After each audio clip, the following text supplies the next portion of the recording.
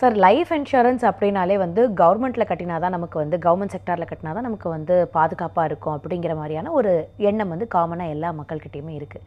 எது safe sir? நாங்கள் கவர்மெண்ட்டில் தான் கட்டணுமா, இல்லாட்டி ப்ரைவேட் இன்சூரன்ஸ் கம்பெனிஸ்லேயுமே கூட பண்ணலாமா?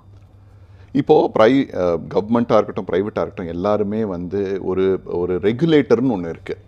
நம்ம பேங்க்ஸுக்கு ஆர்பிஐ எப்படி ரெகுலேட்டர் சார்ந்ததோ, அதே மாதிரி இன்சூரன்ஸ் கம்பெனிஸ்க்கும் ஐஆர்டிஏன்னு ஒரு regulator, insurance regulatory and development அத்தாரிட்டின்னு ஒரு அத்தாரிட்டி இருக்குது.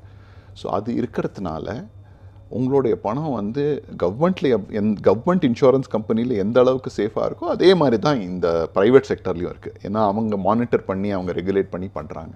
ஸோ அந்த விதத்தில் வந்து இன்றைக்கி வந்து ஒரு தனியார் பேங்க்குக்கும் ஒரு கவர்மெண்ட் பேங்க்குக்கும் பெரிய வித்தியாசம் எப்படி இல்லையோ அதே மாதிரி தான் இன்சூரன்ஸ்லேயும் இல்லை.